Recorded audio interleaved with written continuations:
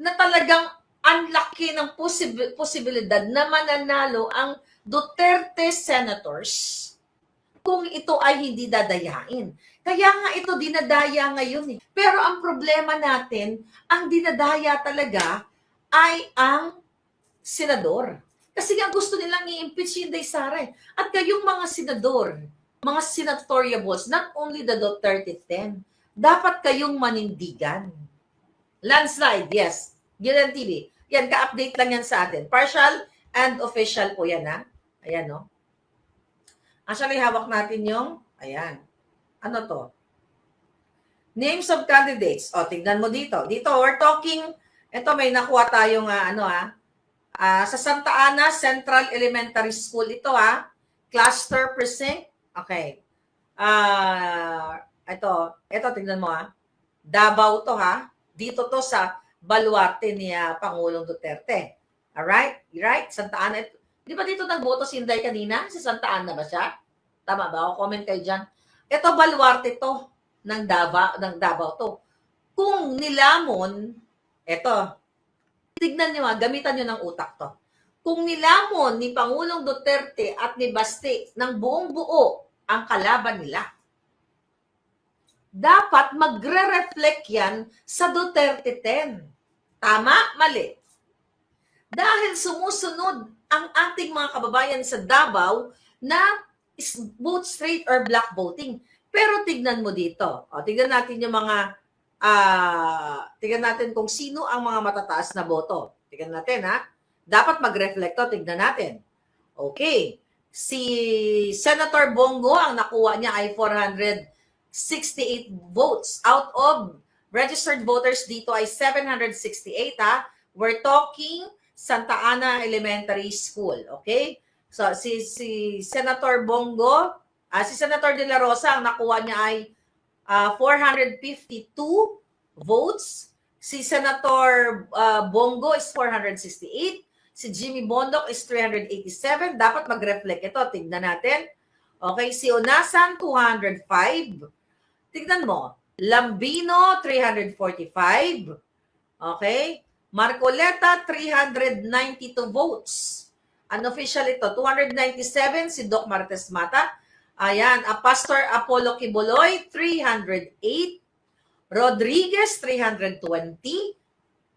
I believe, this one is accurate kasi baluarte ng PRR dito. Salvador Philip, 349. Ngayon, mga kababayan, makikita ninyo, party list, ano to? Hindi na. Basta yung ano lang. Tignan natin. Alright. Sino pa ito? Yes. Sa House of Representatives, saan to? We're still talking, no? Sa Davao del Sur. Ano to? Precinct. We're talking number of ballots. Okay. Number of registered voters, 768. Ang turnout is only 71.35%. Which is 548 lahat ang bumoto. Di ba? Bongga. Si Paulo Duterte, si Pulong, ay nilampaso talaga yung mga kalaban niya. Sa House of Representatives, 422. Sure ball naman tayo itong mananalo na ito. So ngayon, huwag natin basahin yung iba. Alright, so update. May mga nag-update dito sa ating grupo. Tingnan natin. Sa cluster, cluster 206, okay, Davao pa rin to We're talking Davao, Paulo Duterte, 514. Okay. Wow. Okay. Cluster 192, tignan natin to. Kung name of candidates, members, House, Vice Mayor. Okay, tignan natin. So anyway, ito sa Davao, siguro nangingimi silang, nangingimi silang talagang ibuhos ang daya doon. Pero still, may mga nakakalusot pa. Diba? Na Nograles. Pero nilang paso sila. Pero ang punto natin dito palangga, ang tututukan natin, yung national. Which is yun nga yung sa senatorial. Ayan, may mga nagre-report sa atin ngayon, Alright. Okay? Alright. Tignan natin tong result na ito na binibigay sa atin. Alright. Tignan natin, mga kababayan. Pero nagkakadayan. Kaya sabi ko kanina, yung mga senators, Aha, tingnan natin to kung ano ang actual nila. COC, ayan. Okay. 19 percentage received so far ang ano to? Ayan, yung electoral election returns. Katatapos pa lang. Okay? Nasa 63,195 election returns ang so far ang natatanggap ng COMELEC. So malayo pa to. 63,000. So ano to? Alright, overseas, national, well, anyway, naglo-loading, no? Naglo-loading itong, ano nila yung kanilang website. But ganun pa man, mga kababayan, tignan natin itong mga updates dito. Okay. So far, talagang panalo, so far panalo na ang mga Duterte sa Davao. At talagang nag-reflect talaga yung straight 12. Alam ninyo, doon mo makikita na talagang ang Duterte magic, ang Duterte ay talagang minamahal ng taong bayan. Kaya alam nyo na talagang ang laki ng posibilidad na mananalo ang Duterte senators kung ito ay hindi dadayain. Kaya nga ito dinadaya ngayon eh. Kasalukuyang dinadaya na disenfranchise sa mga boto ninyo. Di ba? Meron doon matanda, umiiyak. Ay, mayroon siya, inalalayan siya ng kanyang ng apo, anak ba niya yun? Di ba? Pagpasok nila, nadismaya yung matanda, shaded na, pre-shaded na yung ballot.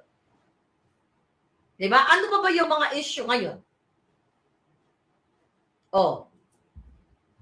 Tingnan ito. Hi, Jen Summers, how are you, Palangga? Tingnan ito. Alright. Ano to? Pagyan natin to. Alaminos, Pampanga. Ano to?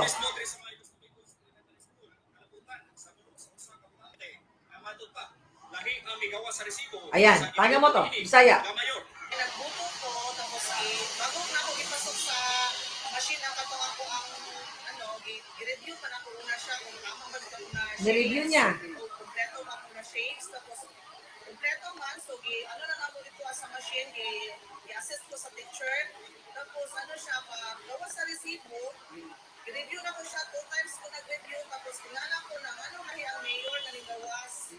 So, ang ako ang senator is nag-undervote man dito, pretend man dito ka bukong iluto. Tapos sa konsihal, okay po siya, sa congressman o sa vice mayor, itulad din sa mayor na Los Amigos.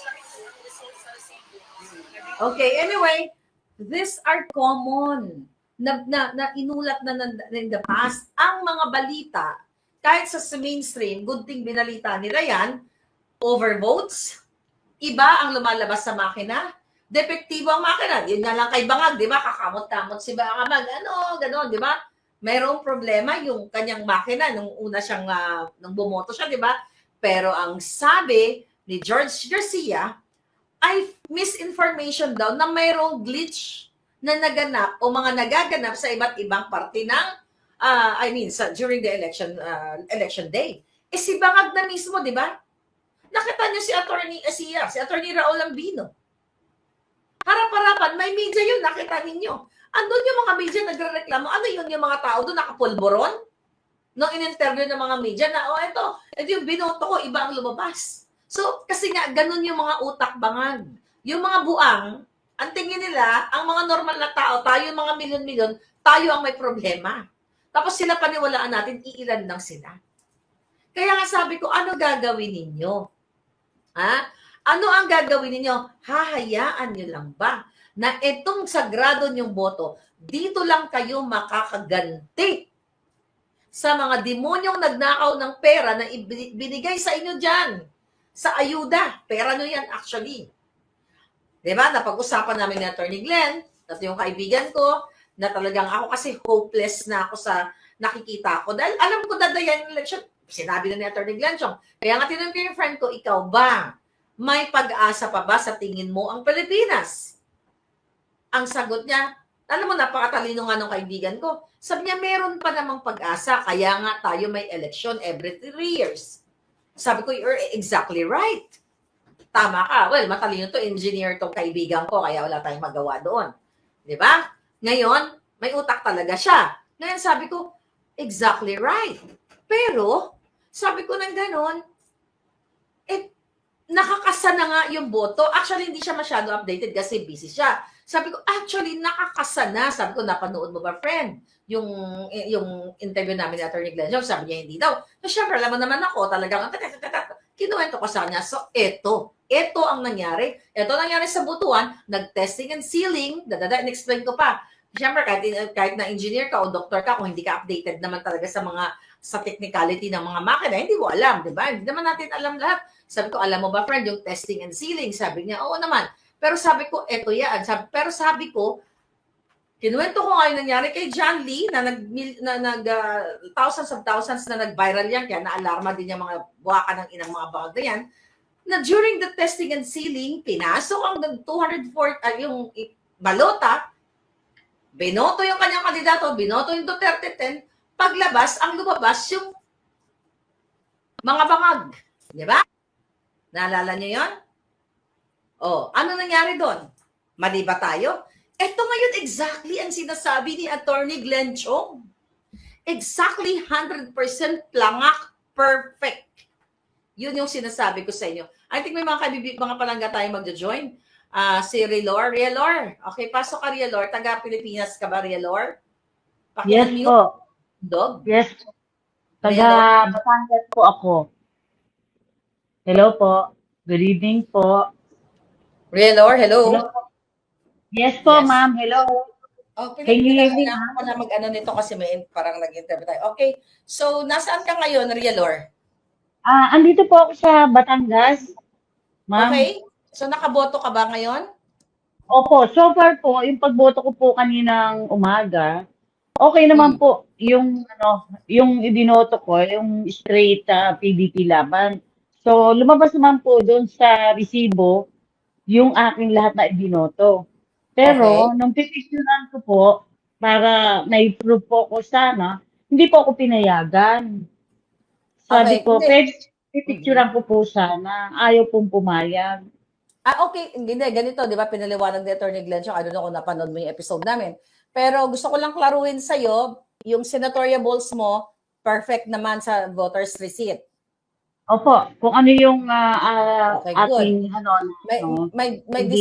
may discrepancy ba sa like sa local, sa gunian, councilors, may chinek mo ba lahat?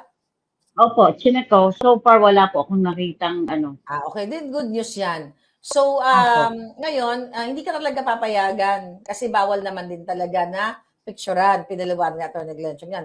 I-insist mo lang na pipicturean mo kapag may discrepancy. Pero again, Rielor, hindi nagtatapos yung, hindi porket, di ba, hindi porket tama yung binoto mo doon, perfect na yon. Remember? Doon sa testing and sealing, ano tawag dito? Nung tinignan nila yung election returns, ang lumabas yung mga bangag.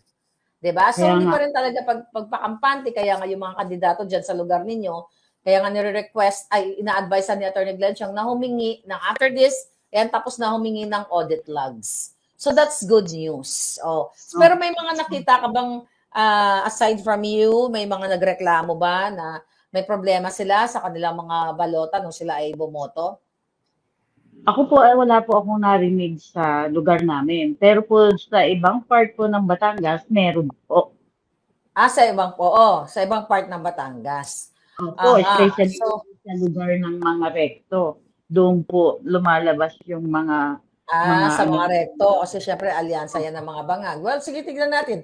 Well, thank you sa iyong information at thank you for voting our Salamat din po.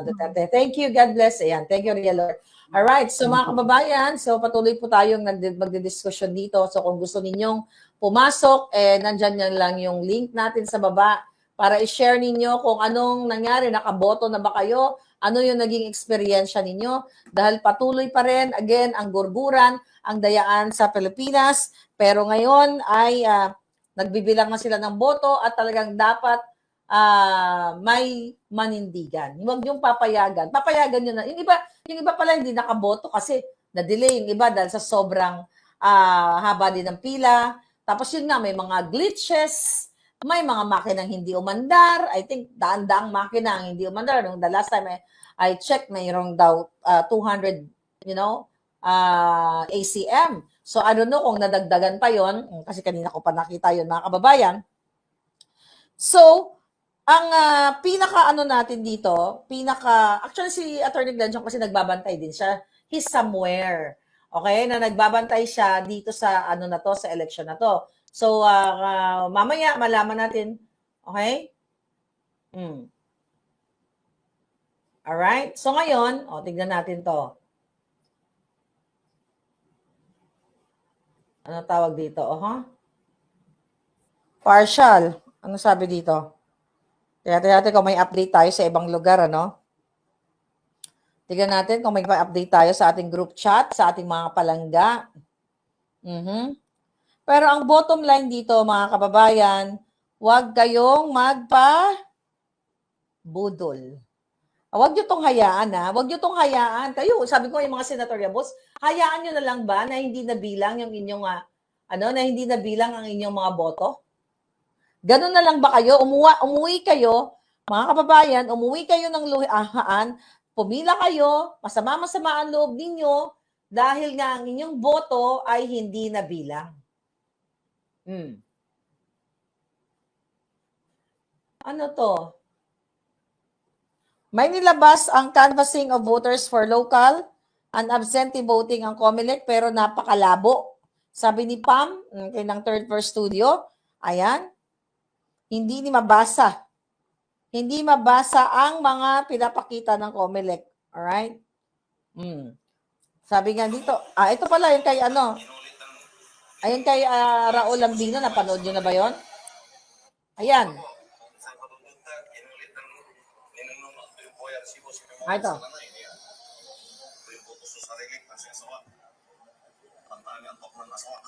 Ilocano, naintindihan nyo? Ayan, si Attorney Raul Lambino, naka-green kasi siya. Tingnan mo yan. Yan yung kanina, ha?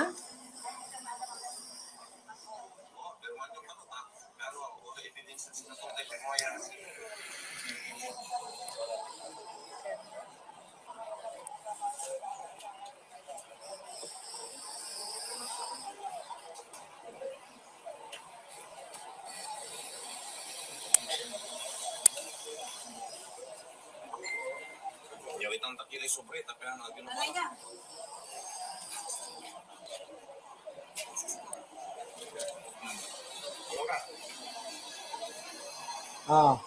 Kaya, kanina nga to, Infinity. BBM Kawatan, Tambaluslos. So anyway, napanood yun na to, di ba? Ilocana naman kayo dito. So kitang-kita, buti na lang na to na document. Si Lapid? Imagine nyo, nag-green din ako nung bumoto ha, I love the Duterte, sabi ni My Music World. Okay, yung anak ko, okay naman yung binoto niya, nakita sa resibo. Mga kababayan, okay na nakita sa resibo, pero ang pinaka-importante dyan, ang daya sa loob. Dahil hindi nyo nakikita ng inyong naked eye, di ba, ang election returns. Ako dito sa Davao, bumoto ako ng Duterte 10, dagdag ako ng 2. Unasan pagtingin, ito. Sabi ni Anita, nagboto daw siya sa Davao. Dagdag ako ng 2 para 12. Si Camille at si Unasan, pagtingin ko, wala si Unasan and Camille. Ayan, no? Si Palanggaw. Anita, yan ba nangyari sa'yo? Ayan. Anong na-experience ninyo? Sabi ni Kabagwis, anong gagawin natin kung may malaking dayaan? Sabi nga na, Attorney Glenchong, di manindigan kayo, lumabas kayo sa kalsada, magprotesta. Nasabihin nyo, di kung milyon-milyon pala kayong dinaya ang boto ninyo, mananaig yung boses ninyo. Kasi freedom of speech yan.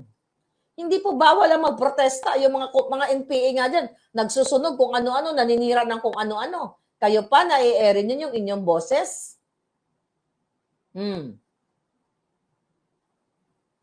Kapag nagreklamo ka sa COMELEC, alam mo na ang sagot overvote.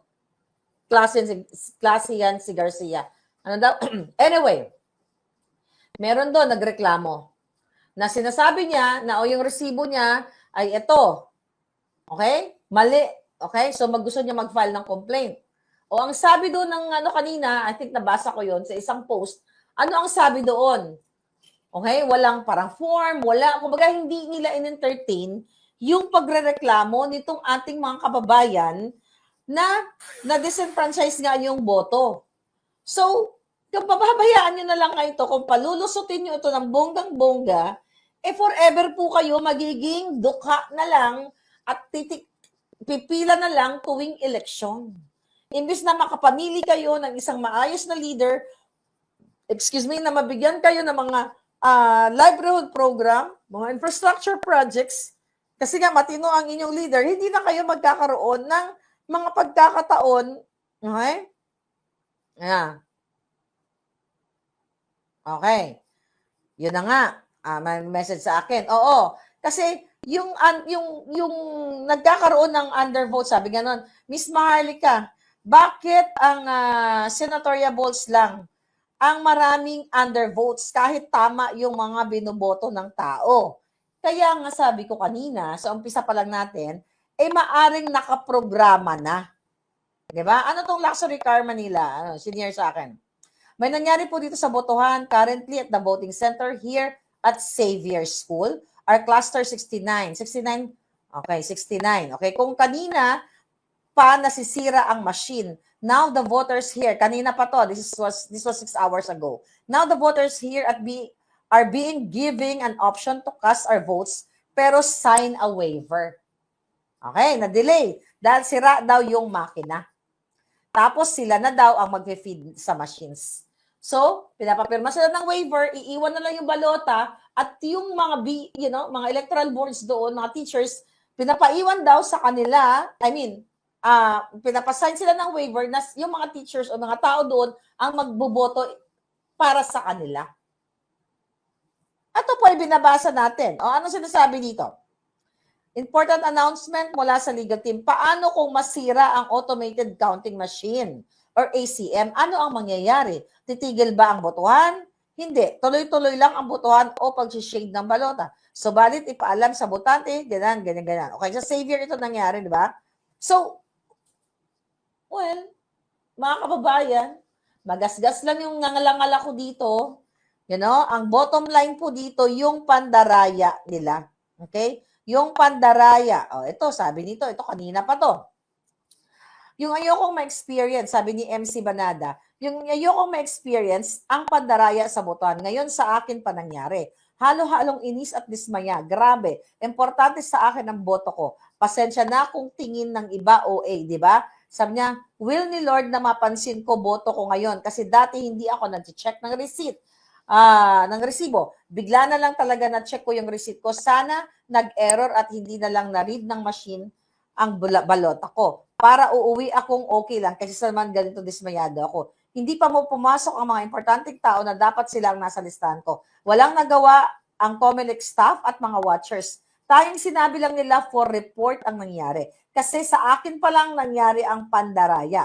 Nagsalita na rin ang isang watcher na hindi na daw mabibilang sa tamang boto ang mga binoto ko. Sabi niya, dagdag boto na daw yun sa kalaban. Sabi niya, di ba? Gusto ko lang i-share ngayon, puro alyansa ni BBM ang lumabas dyan.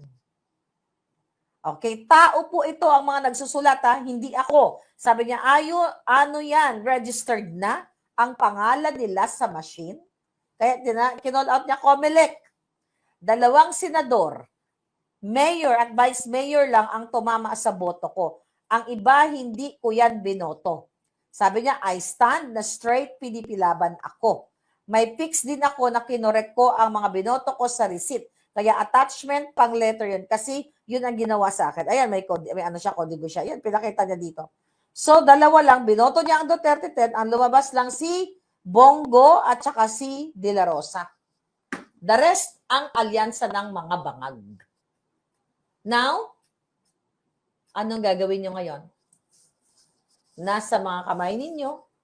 Nakita niya bumabalandra sa mukha ninyo, mga palangga. sa mukha ninyo ang pandaraya. 'Di ba? Hindi pa natin alam kung ano ang resulta, pero may mga nababasa ko nakapasok daw si Matching or whatever. Imposible. Imposible ito. So, ang sa akin lang, dun sa mga kandidato, you have to do something. Kasi kayo yung lumalaban. Para to sa Pilipino eh. I don't know how true, I don't know how reliable that is. Pero, tignan natin. Hindi kami nagkulang sa inyo, mga kababayan. Hindi kami nagkulang. Kung nagpupuyat kami dito, nag-explain lalo si Atty. Glenchong, death threat, cases, pang-aapi, panggigipit, just to expose lang kung anong pandaraya ang ginagawa ng mga bangag. Nasa mga kamay ninyo kung kayo ba ay tatahimik, hihiga na lang, matulog at lunukin, naninakaw ang boto ninyo. Alam niyo yun, yung ginawa sa inyo, naninakaw yung boto ninyo, para na rin kayong pinapatay ng dahan-dahan. Di ba? Ganun yung feeling eh. Isinulat mo, imagine mo, isinulat mo doon, Vic Rodriguez. Sinulat mo doon, Marcoleta. Pumila ka, kung galing ka pa sa bundok, bumaba ka ng kabundukan. Pagdating mo doon, ang lumabas mga alyansa ng mga bangag. Para kang pinapatay ng dahan-dahan. Naninakawan ka ng karapatan mo. Yan ang katotohanan, mga palangga. Diba? Ngayon, kung hindi ka manindigan, yan ang tanong, sino ang mamumuno? Ang mga tao ay naghihintay kung sino ang mamumuno. Sino ang mamumuno? Well, kapag ang tao ay nagpare-pareho kayong nararamdaman, okay? Actually, hindi na kayo dapat magantay kung sinong mamuno. Bawat isa mamuno kayo.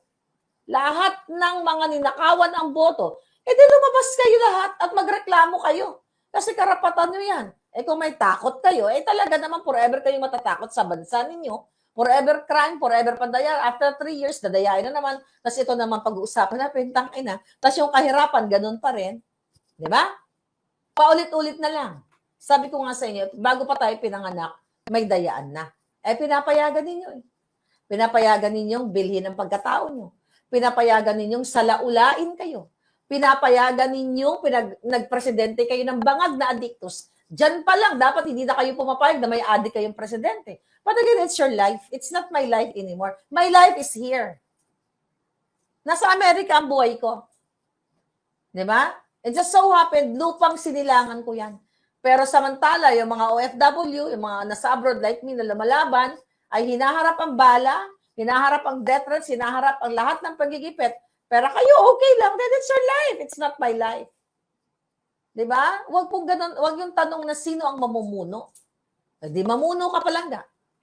Kung yon ang feeling nyo lahat, ay pamunuan ang pagsasalita ng katotohanan, hindi yung, teka muna, may lalabas ba dito? Wala pang lumalabas, hindi na muna ako lalabas kasi takot ako eh. Then, forever kang matatakot sa buhay mo. Diba? Ako ba? Nag-antay ba ako na, teka muna, hindi muna ako magsasalita kasi gusto ko may mauna ako, may unang mamuno. Like sa case ko, inantay ko ba, ako ba politiko? Ako ba may armas? Wala. Inantay ko ba na nakiramdam ba muna ako? Teka lang ha, may nagsasalta ba ito? Kasi takot ako eh. Dapat may magdakdak muna bago ako. Sana man lang meron kayong pusong palaban. At maharlika, pusong maharlika. Kasi ako, nung nagsiwalat ako dito ng mga kadyutahan ng gobyerno, hindi nagsalita ako dahil what? Dahil nakikita ko yung injustice. Okay? Nakita natin yung injustice. Hindi ko na inantay, mga kababayan, hindi ko na inantay na what? Na may namuno. Ako na ang namuno. Diba? Ako na ang namuno sa pagsasalita. Tignan nyo, ang daming lumabas na mga vloggers na tumapang. Kung ganun kayo, may ganyan kayong puso, meron kayong ganyong tapang, then, the Philippines, will what? Will improve? Mag-i-improve pa ba? O wala nang pag-asa talaga? Diba? So, make the Philippines great again. Well, never naman naging great yata ang Pilipinas. Dahil ever since, diba, mahirap pa rin ang mga lolo't lola ninyo. Ang mga yumaman lang, yung mga negosyanteng nakadikit sa Malacanang. So this time, make the Philippines great. magsalita ka, lumaban ka sa katotohanan, sabihin mo na inagaw ang boto mo, ninakaw. Pero kung duwag ka, edi forever ka. Pagtyagaan mo na ang bulok-bulok na Pilipinas, na nagkalat ang crime, na ang Philippine Police ninyo ay okay lang na magdroga, magpulburon kayo kasi to extend hours. Tas okay lang yung presidente niyo sumisinghot. Okay lang na yung first lady niyo ay naningingidnap ng mga inosente. It's her life. Alright? So yun na lang muna. At nabubwisit ako sa nangyayaring dayaan. Bahala kayo. Kung gusto nyo magpakalugmok sa Pilipinas, magpakalugmok kayo. Kung gusto nyo ipanakaw ang boto nyo, ipanakaw nyo. Buhay nyo yan, kapalaran nyo yan. Alright? Bye! At yun nga mga kababayan, anong masasabi niyo sa balitang ito? Maaring ihayag ang inyong opinyon at kuro-kuro sa comment section sa ibaba. Huwag din kalimutang mag-like, mag-subscribe at mag-share sa bidyong ito. Maraming salamat sa panonood.